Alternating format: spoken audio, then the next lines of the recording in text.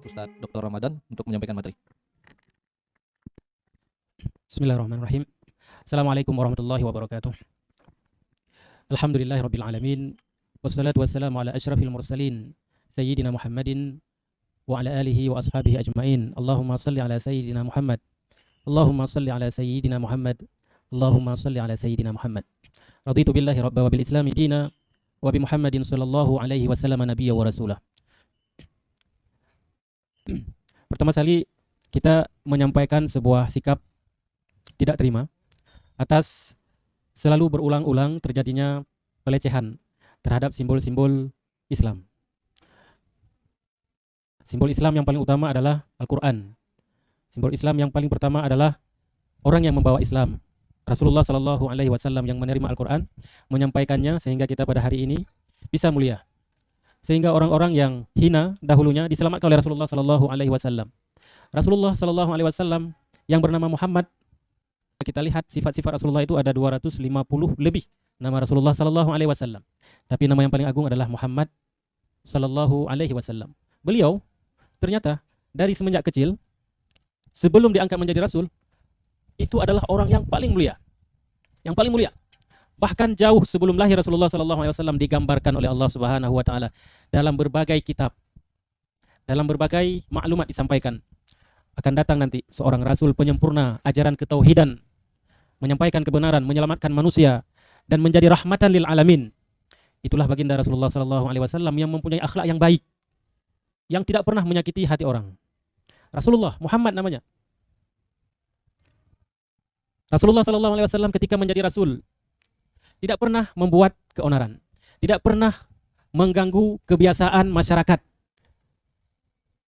tidak pernah mengganggu mainstream orang. Tetapi Rasulullah lurus menyampaikan agama yang hak dari Allah Subhanahu Wa Taala, agama yang berkalimahkan la ilaha illallah Muhammadur Rasulullah, agama yang penuh kemurnian. Karena ternyata kaum muslimin, pemirsa dan orang-orang yang mencintai Rasulullah Sallallahu Alaihi Wasallam dimanapun kita berada, untuk memberikan ajaran-ajaran dan meneruskan risalah Allah Subhanahu Wa Taala menyelamatkan manusia. Tapi hari ini kita menyaksikan baru sekitar 12 hari masih sangat viral, masih sangat hot, dan itu terjadi di tempat kita di negeri yang mayoritas muslimin terbesar di dunia, Indonesia. Dilakukan oleh segelintir orang yang masuk ke Indonesia menyelenggarakan bisnisnya. Dengan begitu enaknya mereka membuat semacam iklan menyebutkan siapa yang namanya Muhammad dan Maria akan digratiskan.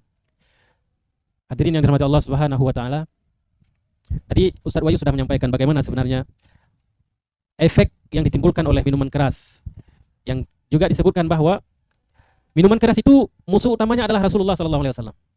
Fajtanibuhu, jauhilah, jauhilah, jauhilah. Tapi sebelumnya Rasulullah Sallallahu Alaihi Wasallam cuma menegaskan, jangan dekati salat jika engkau masih mabuk.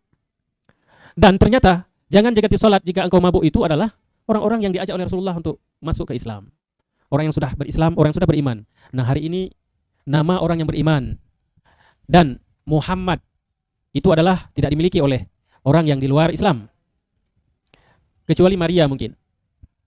Tapi kita melihat dalam sebuah statement yang disampaikan oleh seorang pemegang saham terbanyak, Muhammad dan Maria itu muncul karena mereka keseringan sebagai pelanggan di tempat tersebut. Ini boleh saja kita mempercayainya ataupun tidak. Kalau kita diberikan kesempatan untuk melihat ke dalam, apakah benar dan disampaikan demikian? Jika benar bahwa ada orang yang sudah ada iman di dalam dia itu masuk lagi ke sana sehingga muncul di situ. Tapi yang perlu saya sampaikan kaum muslimin yang dirahmati Allah Subhanahu Wa Taala adalah penghinaan terbesar dilakukan berulang-ulang ke hadapan Rasulullah Sallallahu Alaihi Wasallam. Apapun modusnya untuk mencari ketenaran, jelas seperti apa yang dilakukan oleh politisi-politisi di belahan dunia, di Belanda, di Denmark, bahkan membakar Al-Quran, membuat sayembara karikatur Rasulullah Sallallahu Alaihi Wasallam, melecehkan Rasulullah Sallallahu Alaihi Wasallam dengan berani. Tidak lain itu adalah sebagai bentuk usaha untuk membuat dia terkenal. Sudah benar.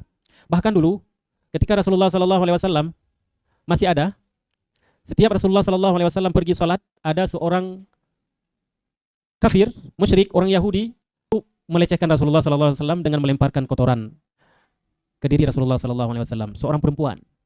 Kenapa dia melakukan itu? Ustaz Wahyudi nanti akan menyempurnakannya. Dari bacaan sebuah perubahan di mana dia berada. Ketauhidan itulah yang ditanamkan oleh Rasulullah Sallallahu Alaihi Wasallam yang membuat gentar orang-orang yang Rasulullah sendiri tidak menyebutkan itu musuh saya, tidak. Rasulullah menyebutnya itu adalah objek saya berdakwah. Tetapi mereka melabelkan diri sendiri, saya adalah bermusuhan dengan Rasulullah SAW karena dia mengajarkan yang demikian itu. Tauhid, tauhid. Dan di manakah tempat tauhid sekarang ini di dunia yang paling bersatu umat Islamnya, toleransi beragamanya, selain di Indonesia? Kita bisa membuktikannya itu. Tetapi uji coba tentang pelecehan dan penistaan ini selalu terjadi berulang-ulang. Pertanyaan besar terjawab dari statement itu mungkin. Dan kita juga menyadari bahwa orang-orang Islam, anak-anak muda Islam sendiri yang mempunyai nama-nama Rasul di awalnya, Muhammad Iqbal misalnya, Muhammad Ihsan misalnya, Muhammad Ramadan, ternyata dia sendiri mungkin ya tidak menghargai Rasulullah SAW dengan melaksanakan ajaran Rasulullah. Dia beriman, dia menyebutkan raditu billahi rabba wa bil islami dina wa bi Muhammadin sallallahu alaihi wasallam, tetapi aplikasi dalam kehidupan dia itu jauh melenceng. Salat tinggal. Dia belum berzina, Bang Wahyu, tetapi dia mendekati zina. Dia tidak mabuk-mabukan, tetapi dia fly, menyibukkan diri dengan hal-hal yang menjerumuskan kepada kemabukan. Siapa yang melakukan itu? Anak-anak muslim di Indonesia hari ini. Lalu ketika dia sendiri memberikan peluang kepada orang lain untuk menodai agamanya, maka pantas kita lihat pada hari ini. Segelintir saja orang yang merasa hina ketika Rasulullah SAW itu dilecehkan. Yang lain pada sibuk. Yang lain tidak tahu apa-apa. Baru viral ketika hal ini akan muncul ke media. Nah, itu mungkin salah satu jawaban kecil yang mungkin nanti akan diperluas oleh Ustadz Wahyu yang sudah hadir bersama kita, Ustadz Wahyudi. Jadi hadirin yang dirahmati Allah Subhanahu wa taala, padahal orang Islam itu tidak boleh lemah. Wala tahinu wala tahzanu. Jangan lemah dan jangan gundah. Engkaulah yang paling tinggi pengakuan Allah Subhanahu wa taala. Islamlah yang paling mulia. Tetapi jangan gentar juga, jangan diam juga ketika Rasulullah sallallahu alaihi wasallam sebagai simbol dilecehkan begitu saja. Bangun, sampaikan apa yang dilakukan oleh dua pemimpin daerah. Pertama, ketika kejadian di India. Dua politisi India secara bergandengan tangan menghina Rasulullah SAW dalam debat televisi. Lalu terjadi sebuah kesepakatan antara Aceh dan India. Memorandum of Understanding. Penanaman modal, investor. Saya acungkan jempol kepada gubernur kita, Gubernur Aceh. Menyetop perundingan itu dan batal. Hari ini kejadian itu dicoba ulang lagi. Tidak lama itu, Mei ke Juni, 1 bulan berselang. 22 Juni kejadian di Jakarta. Gubernur DKI Anies Baswedan yang harus kita apresiasikan muncul di depan untuk merelai masalah ini. Menutup izin daripada pelaksanaan bisnis yang merisaukan masyarakat dengan melakukan promosi yang tidak beretika ini. Hadirin rahmati Allah Subhanahu wa taala, itu harus kita lakukan secara bersama-sama. Apapun profesi kita, minimal kita membenci dalam hati itu selemah-lemah iman, padahal kita diajak untuk tidak lemah. Kita harus bersuara, kita harus sampaikan, kita harus lawan, kita harus bela Rasulullah SAW. Sebagaimana tadi disampaikan, tidak beriman seorang kamu itu kalau engkau tidak cinta. Cinta kan bolak-balik dengan benci kan. Nah, ketika hilang cinta berarti kita benci. Ketika kita pura-pura tidak benci, berarti kita jelas-jelas kita pura-pura cinta. Cintakah kita dengan Rasulullah SAW? Apa yang terjadi malam ini yang kita diskusikan di tempat ini dan disiarkan nonton oleh beberapa warga kita di Indonesia, mungkin di tempat lain juga didiskusikan. Harapan kita adalah menumbuhkan nilai-nilai kecintaan kita kepada Rasulullah, kepada ajaran Rasulullah, kepada ajaran tauhid, kepada ajaran yang baik yang menyelamatkan manusia rahmatan lil alamin. Menumbuhkan itu semuanya, menanamkan lagi kepada adik-adik kita yang sedang lalai semua dengan aplikasi-aplikasi, yang sedang jauh dengan Rasulullah. Kenapa mereka? Katanya mereka itu kreatif, tidak kenal dengan Rasulullah. Bahkan yang bekerja situ mungkin muslim, tidak kenal dengan Rasulullah. Hilang sejarah tentang Rasulullah. Itu yang tidak boleh kita lakukan. Dan yang paling penting, apa yang kita lakukan saat ini itu harus membuat pelajaran bagi kita untuk mewanti-wantikan. Kita sudah melaksanakan acara yang besar ini, Bang Wahyu. Acara ini mampu menunda penghinaan kepada Rasulullah SAW di Aceh, di Indonesia, di belahan dunia itu berapa lama? Kita harus mampu menjawabnya. Mungkin itu sebagai pandangan awal. Saya kembalikan kepada moderator. Setelah khair atas penyampaiannya dari Ustaz Dr. Ramadan. Yang kurang lebih kita menangkap bahwa menghina Rasulullah itu jalan yang viral ya, untuk jalan praktis ya, jalan shortcut ya, untuk cepat viral ya. Sejak zaman Nabi gitu. Itu orang-orang yang menghina beliau itu viral gitu. Sampai hari ini kita ingat gitu namanya gitu. Hari ini juga yang dilakukan oleh Holy Wings dan lain-lain juga sama ya, menjadi viral ya, sarana promosi yang free gitu. Baik, setelah 3 pembicara tadi tentu para pemirsa di studio barangkali ada yang ingin disampaikan atau yang ditanyakan, kami persilakan. Kalau ada yang ingin menanggapi langsung atau ingin bertanya terkait dengan diskusi kita malam ini. Yang di studio silakan. Yang di Garuda Coffee ya. Ada Ustaz? yang dari ekonomi syariah. Barangkali ada yang ingin memberikan pandangannya.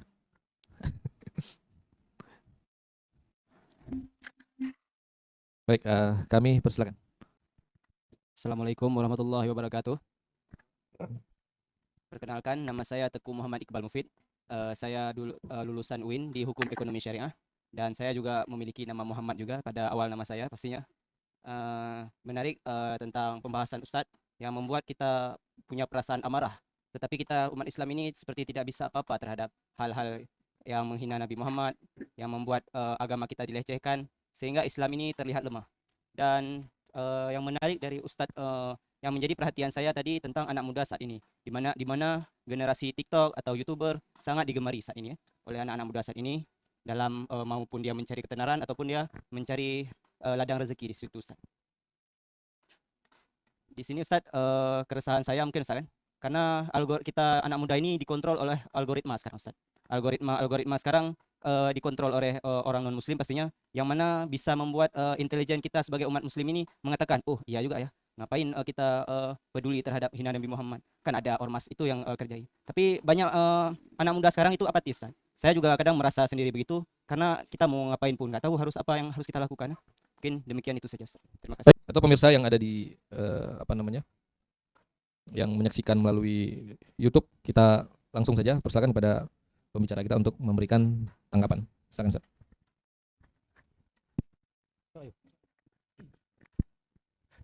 Baik, terima kasih. Ada tadi penanya namanya Teguh Muhammad Iqbal ya. Saya tadi belum kenal, saya cuma menyebutkan secara acak. Nama di awal Muhammad. Tapi Muhammad Iqbal ini adalah orang yang membela Rasulullah ya. Membela Rasul dan menyampaikan bahwa beliau gelisah dengan apa yang terjadi. Bahwa kata beliau, ini generasi sekarang 4.0 dan sebenarnya sudah 5.0 ya. Generasi yang sudah dikontrol benar-benar oleh robot, algoritma ya. Orang semua sudah menggunakan robotik. Jadi pantas bahwa itu mendasari semua perkembangan manusia yang lahir sekitar tahun 90-an atau 2000-an. Jadi mereka itu yang kenal adalah apa yang mereka lihat.